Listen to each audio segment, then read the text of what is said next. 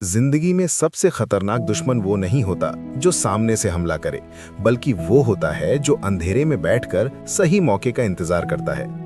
ये कहानी है बुद्धि और धैर्य की, एक ऐसे कौवे की जिसने ताकत से नहीं दिमाग से युद्ध जीता।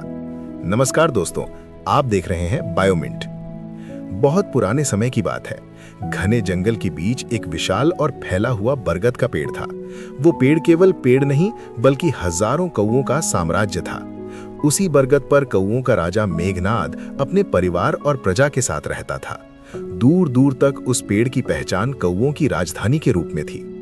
बरगद के ठीक सामने एक ऊंची पथरीली पहाड़ी थी जिसमें अनेकों गुफाएं थीं। उन गुफाओं में उल्लुओं का बसेरा था। उल्लुओं का राजा था रणविक्रम, अत्यंत शक्तिशाली, क्रूर और घमंडी। उसे कौवों से घोर घृणा थी। उसका नियम था कि जब तक वो किसी कौवे को मार ना दे तब तक भोजन नहीं करेगा। रात के अंधेरे में उल्लू हमला करते और कई कौवे मारे जाने लगे। धीरे धीरे कौवों में भय फैल गया। तब राजा मेघनाद ने सभी प्रमुख कौवों की सभा बुलाई।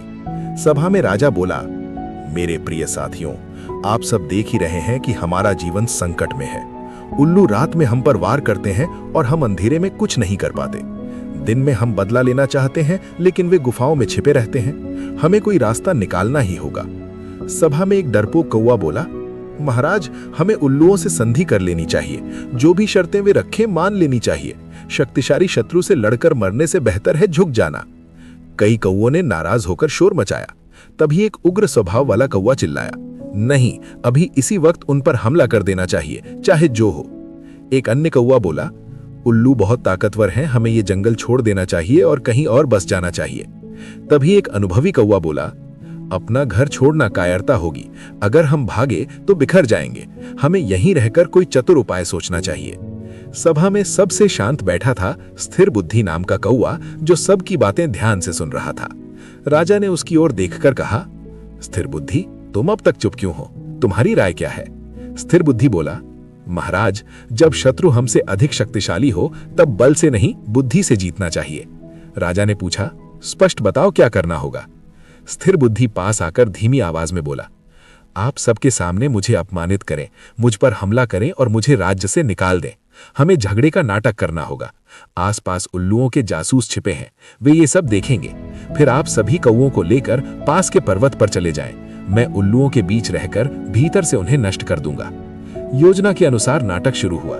स्थिर बुद्धि जोर जोर से चिल्लाने लगा, राजा को कोई अक्ल नहीं, सबको मरवाने पर तुले हो। राजा गुस्से में बोला, दुष्ट, राजा का अपमान करता है।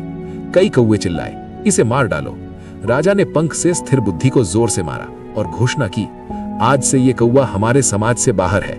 ये दृश्य पास के पेड़ों पर बैठे उल्लू जासूसों ने देख लिया और अपने राजा को सब बता दिया। उल्लुओं ने सोचा कौवों में फूट पड़ गई है। रात होते ही उल्लुओं की सेना बरगद पर पहुंची, लेकिन वहां एक भी कौवा नहीं था।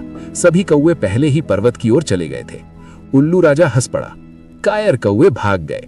नीचे झाड़ियों में पड़ा स्थिर बुद्धि कराहता दिखा। उसे देखकर उल्लुओं ने पूछा, मैं कौवों का मंत्री था, मैंने कहा था कि उल्लुओं की शक्ति स्वीकार करनी चाहिए। राजा ने मुझे निकाल दिया, मुझे शरण दीजिए। राजा रणविक्रम ने उसे शरण दे दी, पर सलाहकार ने चेतावनी दी, शत्रु पर विश्वास मत करो। राजा ने बात अनसुनी कर दी। कुछ दिनों में स्थिर बुद्धि ने गुफा के बाहर लकड़ियां जमा करनी शुरू की। एक रात वो चुपचाप उड़कर कौवों के पास पहुंचा और बोला, अब समय आ गया है। सभी कौवे जलती लकड़ियां लेकर गुफाओं में पहुंचे। लकड़ियों में आग लगी और गुफाएं धुएं से भर गईं। सारे उल्लू मारे गए। इस प्रकार बुद्धि से शक्ति पर विजय पाई गई।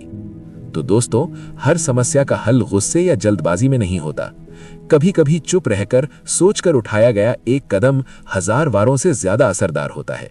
अगर आपको ये कहानी पसंद आई हो तो इसे लाइक और शेयर जरूर करें, और ऐसी ही ज्ञान और सीख देने वाली कहानियों के लिए बायोमिंट चैनल को सब्सक्राइब करना ना भूलें।